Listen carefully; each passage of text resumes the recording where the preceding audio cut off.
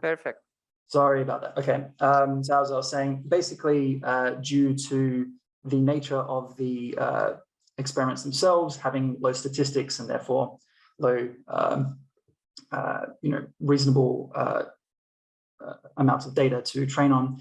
However, us, along with others, have recently began to think a little bit more about this and have developed new and interesting ways to apply machine learning methods, especially unsupervised learning, to be supplementary to traditional likelihood-based analyses. So since everyone here may not necessarily be an expert on the direct detection of dark matter, I might just quickly overview it.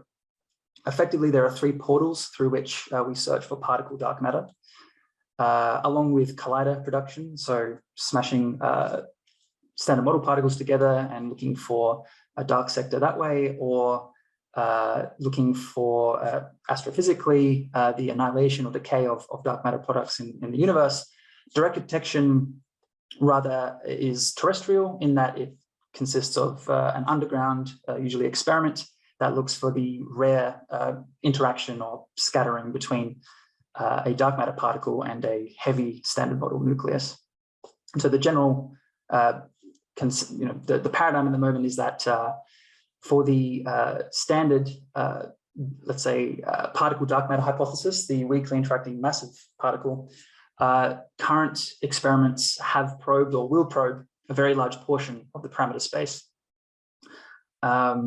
And so just to go schematically, the way direct detection basically works is that we are orbiting our sun, which is moving through the galaxy, and given some general astrophysical assumptions about how the dark matter is distributed in our galaxy, in the lab frame on Earth, we will see effectively what is kind of like a wind of dark matter kind of coming towards the Earth.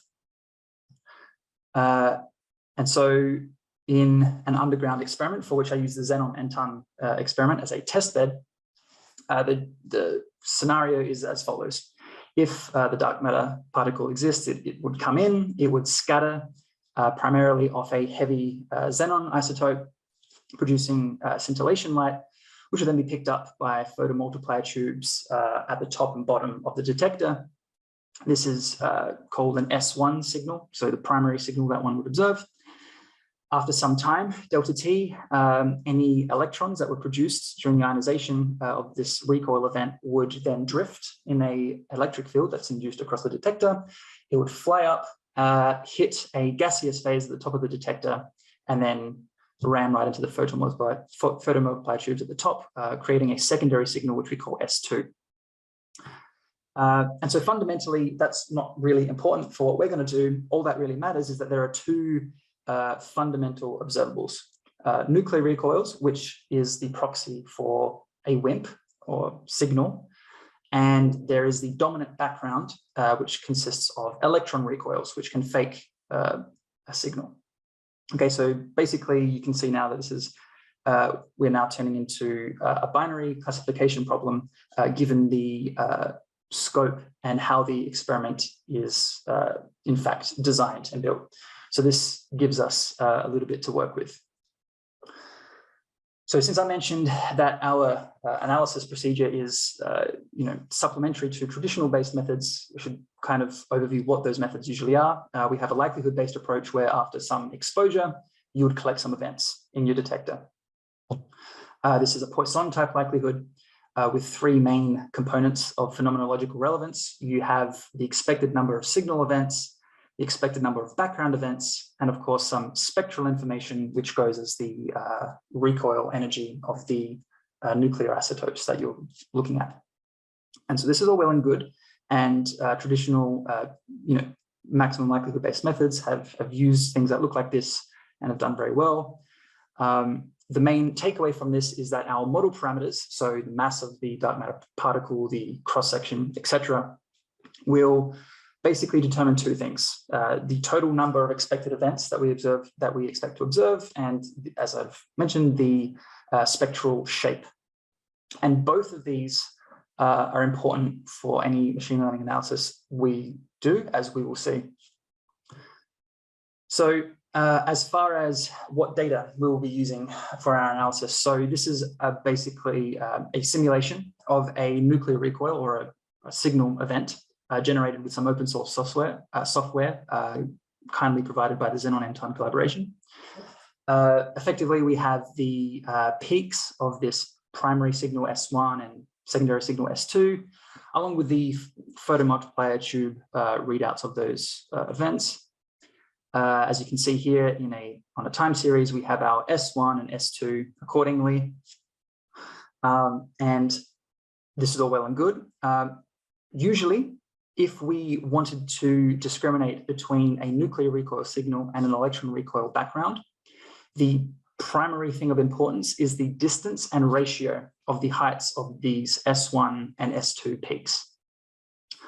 However, we will hopefully try and get some form of model to learn this instead of just forcing it into a likelihood-based approach. So this brings us on to the first of our two tasks today, which is primarily a very simple supervised classification. So as I alluded to before, we have two fundamental observables. We have a background and a signal, which manifests as electron recoils and nuclear recoils. The images here are basically detector readouts the detector readouts that I showed before, but configured in a particular way in a image format. One of them corresponds to electron recoil. One of the other corresponds to a nuclear recoil. I actually don't remember which is which. I think the one on the left is an electron recoil. However, I don't really need to be doing this by eye because a preliminary study done by Veronica Sands and co. at IFIC found that while using this type of image configuration, one can in fact train a convolutional neural network, just a simple CNN, to do the binary classification and tell you with very good test accuracy which one is which. And so it's worth going through what that method actually did. So they effectively simulate a training set that was basically comprised of a bunch of signal-like data coming from a WIMP with a fixed mass and assumed cross-section. They also generated the corresponding data set for electron recoil events as well. So we basically have a two-level data set. They use, again, some collaboration provided open source software to generate this graphical output. They then train the CNN, and it works very well. However, when we went and redid the analysis for ourselves, we found that something manifests that we didn't really fully appreciate before, and that is this assumption number one of assuming the physical properties of the WIMP actually does not matter at all for the analysis. Since this analysis is effectively being conducted on an event-by-event basis, all that really matters is whether you are observing an electron recoil or a nuclear recoil. And so we redid the analysis. Here are our graphical representations of our training sets. We generate 40,000 images, however, this time consisting of a mixed bag of assumed masses and cross sections for the particles, for the WIMP particles in the nuclear recoil set here. And then we train 40,000 images. However, we use a testing subsample of 40%. And the confusion matrix tells us that we've actually done quite well, about 77 odd misclassifications. But the main takeaway from this is that we get a very high accuracy, in fact, slightly higher than the previous study, probably due to us training on more data with equally good precision and recall as well. But the thing that kind of interested us most was that this worked regardless of the assumed WIMP mass and cross-section. And so fundamentally what's happened is that the network has learned that what is really important here on an event-by-event basis is this binary between a nuclear, whether you're observing a nuclear recoil or an electron recoil. So this is great. So we thought a little bit about how we could apply some current approaches in the literature, which has started to use unsupervised learning to aid us somewhat.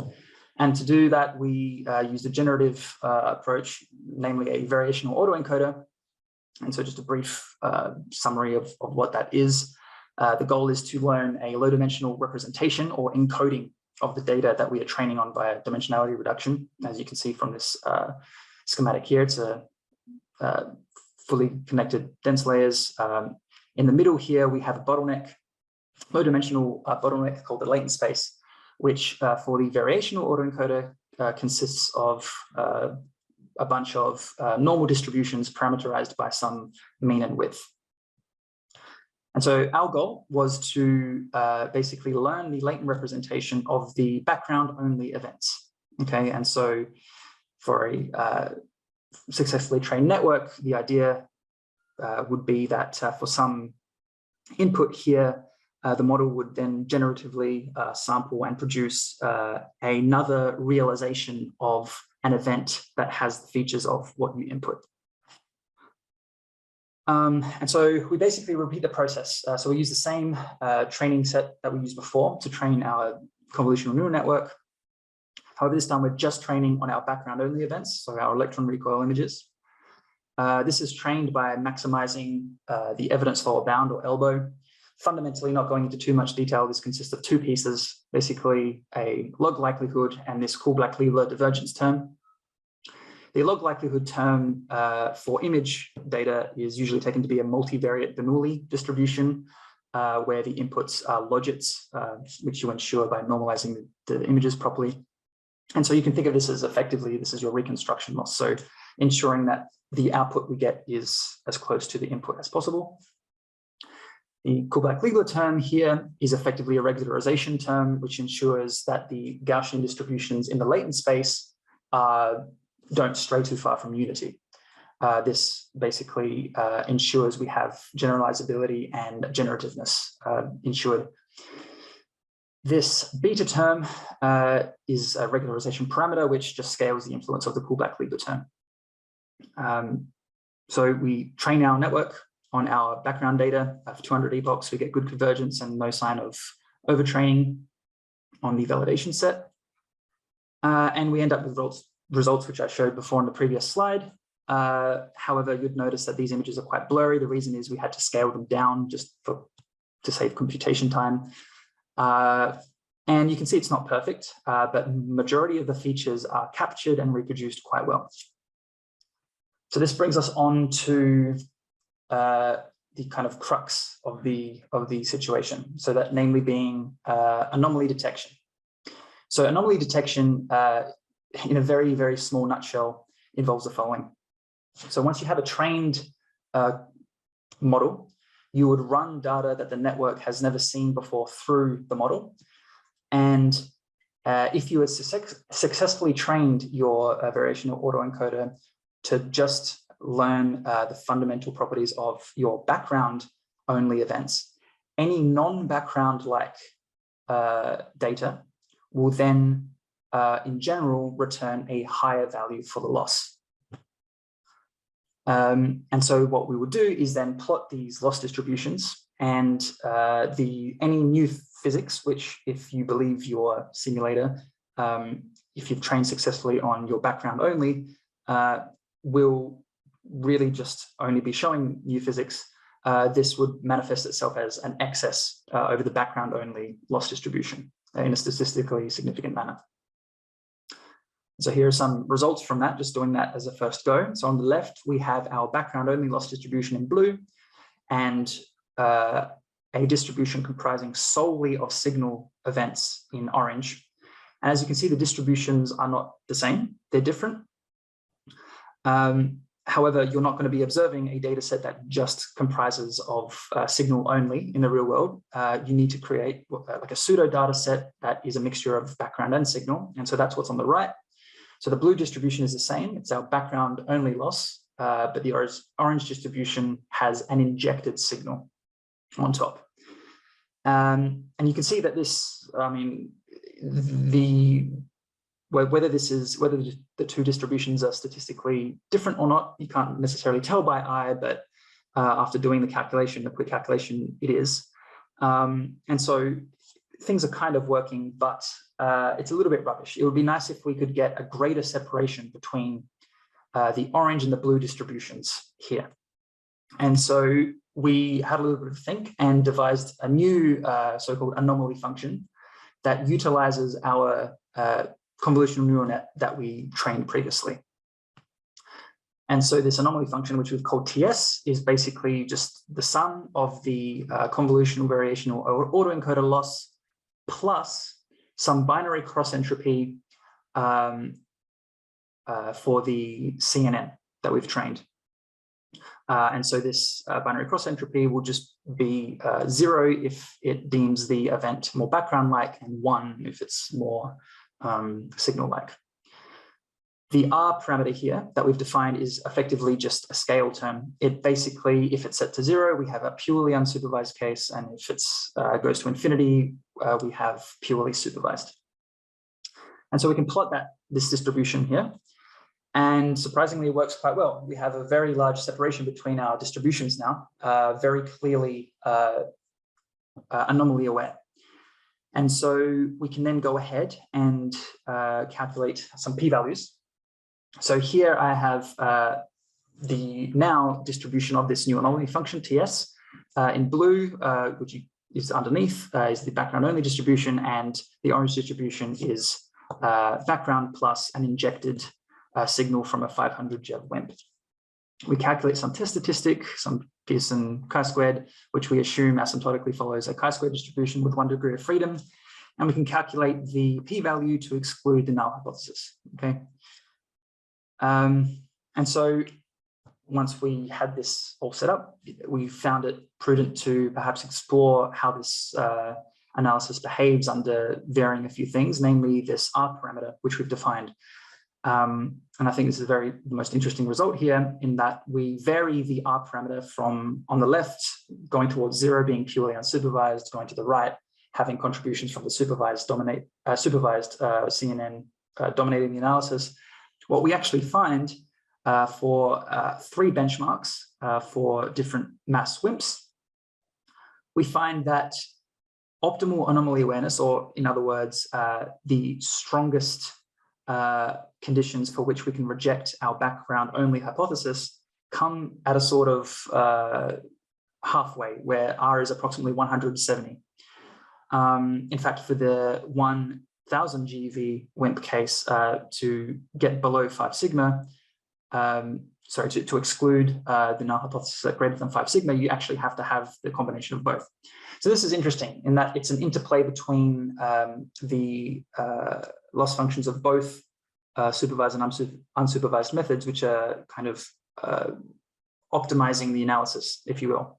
The other interesting thing is that one is able to freely choose this value of R, and can scale, and should in principle scale it freely as they wish to optimize the analysis. We can then also play the game where we plot our p-values as a function of exposure, and do what we usually do in the field, which is to forecast our sensitivities for a number of years into the future after data taking.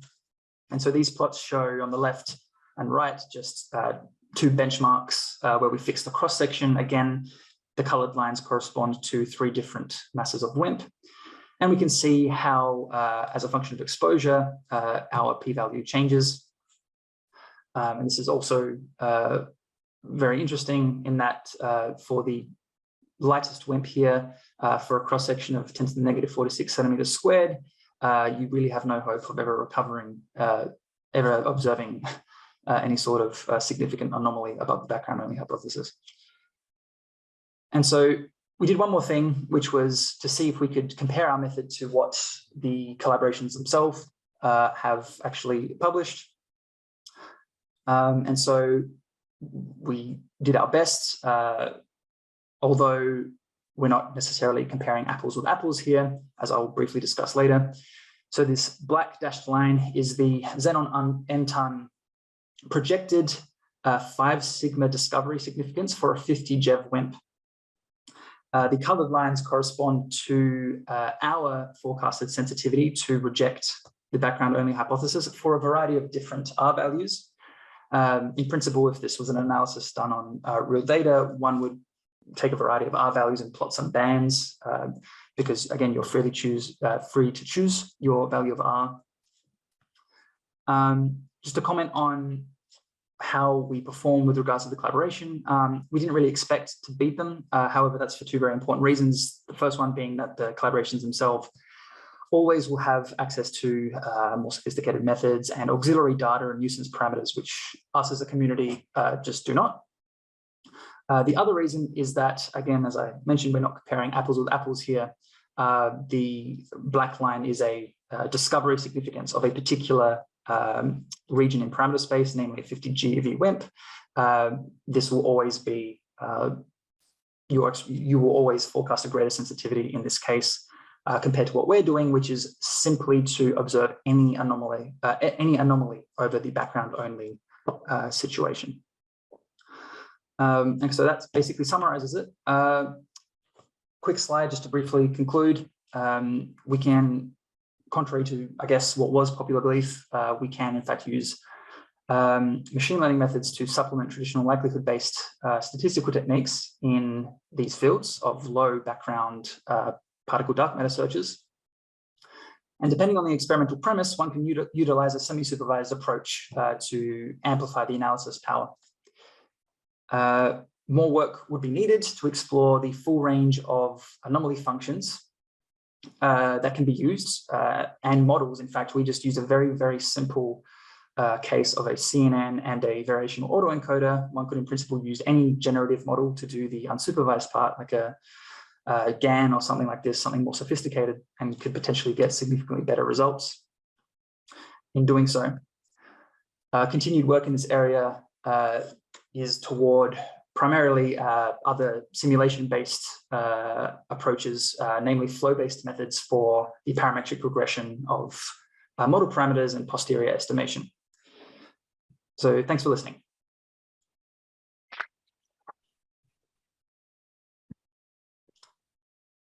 Thank you very much. We have now questions from the audience. Okay, there are. Hi, hey, nice talk. This is Louis Lyons from Oxford and Imperial College. You probably said so, and I just missed it, but I didn't quite understand how you got your background samples and whether they're, because presumably they're more difficult to calculate than signal samples. And also whether there are any systematics attached to it, because you are getting this really nice improvement with as the amount of data increased, but are there systematics which are going to sort of stop that continuing to happen as you get more and more data? In principle, yes. However, so to answer the first question, as far as getting the background events, this was all taken from software that the Xenon collaboration provided. And within the software, they have the full range of Monte Carlo generation with the assumed background generation mechanisms that come from radiogenics and this sort of thing. We didn't actually implement that ourselves. So to answer, in short, the answer to your question is we just use the same Monte Carlo generation machinery that the collaboration gave us. To answer your second question, yes, exactly. There will be more. So in principle, you can't just keep adding data and then magically keep getting better results. In principle, again, the systematics that are being taken care of again by this Monte Carlo generation software that the collaboration gave us, for which I don't necessarily know too many details of the systematics themselves that were used, besides the standard stuff of the background veto, the temperature, stuff like this. So I can't really quite tell you exactly what they used, but that's what we did. Thank you. Next question. Hi, I wanted to ask about the benefits of the semi-supervised approach over just a purely supervised approach, in the sense that, with an unsupervised approach, there are advantages like being able to train just on background and, working directly with data. Is it a performance-based advantage? And if so, do you understand anything about how much improvement, and do you understand anything about what the unsupervised approach is getting out that the semi-supervised approach is getting out that the supervised approach cannot? That's a great question. So, I mean, as far as performance, we didn't really investigate that fully. The only benefit I can basically tell you we obtained from the semi-supervised approach was a purely statistical one that's summarized from this plot. So, you know, scaling the contribution of the supervised, this binary cross entropy term in the anomaly function, one can effectively optimize your, you know, background exclusion p-value by doing so until you get to this sweet spot at about r equals 170, and then it slowly falls back and you know, gets slightly worse. So just to answer your question in short, I'm not too sure what the performance benefits would be in this case. I guess, I mean, it's, you know, the variational-auto-encoder trained in like 200 epochs, whereas the supervised classifier took, you know, far longer. I can't really remember now off the top of my head without seeing the plot. But as far as just a purely statistical benefit, this plot effectively summarizes it. So using a combination of both is what effectively gives you the best anomaly awareness. Okay, I mean, I guess my kind of follow-up is, do you understand anything about why at large R you see that decrease? Because that would be very interesting to me to understand that. I think so too, and the answer is no. And so I guess this is just follow-up for these sorts of analyses. So yeah, I'm not quite sure why it then decreases the sensitivity at high R. So okay, great, thank you. Interesting. Hi, thanks a lot for the talk. I just want to follow up a little bit on the unsupervised anomaly detection here, because in the end of the day, it's kind of supervised, no? Because what you're doing is you're mixing unsupervised version that didn't work with supervised version that worked, and you increase your R until it practically becomes fully supervised, no? Well, I mean, yes and no. So I agree in that the fully supervised approach is substantially better for this case than the purely unsupervised case. But I mean, you need a mixture of both. As you can see by the dip in these plots here, it looks like an admixture of both approaches is what's needed to be the, you know, the optimized case. I'm not quite sure what you meant by both approaches being supervised. So I mean, in a sense, well, in the end, what you're doing is you say that the R is generally free to choose, but in the end of the day, you see how much it scales, right? So if you actually want to reach that deep, you need to do the scan, and you need to do it for different masses. And if you do it for different masses and choose your R based on that, that's supervised. Okay, so I see what you're saying. So, right, yes. So, in practice, so this was, I mean, okay. So I gave these, I fixed the benchmarks. You know, these three masses here, and you're completely right. If in a way, roundabout way, I would be doing parametric regression if I had the mass kind of free. But in a real situation, I have no idea what the mass of the particle is. I mean, all I have is the data that's coming at me.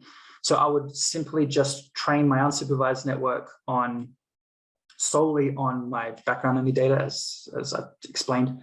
And I'll train my CNN classifier on electron recoil and nuclear recoil, and that's it. Then I would just throw that data set without knowing anything about the mass at my, you know, models, and they will give me some distribution that looks like that, which I have no idea what the mass is. This is just, in this case, I've just injected the signal. Sure. It could be huge, it could be small, and then I would calculate a p-value just to reject the null hypothesis.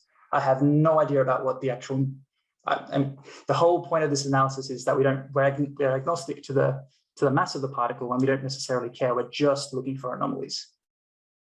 Sure, but just be careful that in the end you're significantly tuning your algorithm, and in the end of the day, it could be that actually, if your real signal looks quite different than this whole bunch of different masses that you tested, it's never going to actually find it, because in the end of the day, what you created is something unsupervised that doesn't work by itself, then something that is supervised, and then you see this little dip somewhere, then you do the scan of whole bunch of different masses, and then you say, okay, it actually works better than fully supervised approach. So we take it, but then at the end of the day, you optimize so many different parts of it that it could be that if actually our theory is wrong and the signal looks different, you will never find it most likely. So for me, the most interesting would be to try to see a signal that is not just a different mass, that actually has some other parameter that is different as well, and see where it lands without actually ever optimizing on it. Okay, that's a fair comment.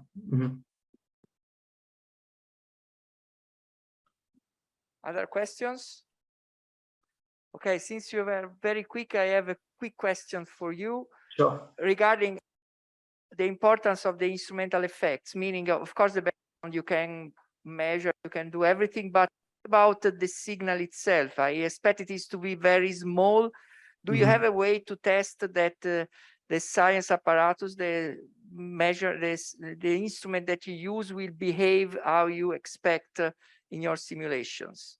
Yeah, so that's a very good question. But again, I have to kind of relegate to the same answer as before. We are only able to use, as far as the instrumentation and the MC generation of events within that instrumentation goes, we're only able to use code that the experimental collaboration has made publicly available. So we don't have any real ability to go in and have a look about how instrumental effects. So you don't have the possibility to generate, induce a signal like you expect in the instruments. What do you mean? Sorry. No, I mean, just in some way to generate a signal in the instrument, which is of the same level, of the same type as the one you expect from the dark matter particle. Yeah, okay. So that's, to do that exactly would, I mean, yes, we need to be members of the collaboration, but we do our best in that, to go right back to the start, the only, so it was the fact that our only our only observable quanta of information necessarily are the types of events we get, namely nuclear recoil and electron recoils, right? So it's a very specialized case, given that these low background time projection chamber experiments basically give us, in that they're very well designed, and so you only have two possible outcomes. And as far as simulating what we expect to observe, that's basically what we've done by generating a bunch of these nuclear recoil events, which would correspond to a WIMP interaction, and then given pre-knowledge, and then basically weighting the distributions that we get for the relevant cross-section or mass or whatever you want. It's a very simple way of doing things. I agree with you. And anything, more sophisticated, like quenching and inelastic interactions or anything like this would then need to be further work. But for this case, we just had very vanilla, very simple elastic scattering that we basically, as I said, generated a bunch of these nuclear recoil events and then weighted the distribution to the relevant cross-section and the relevant mass, which, as I mentioned before, are the fundamental things that determine the phenomenology of a direct detection experiment. Okay, thank you very much. Thanks again, Andre. Thank you.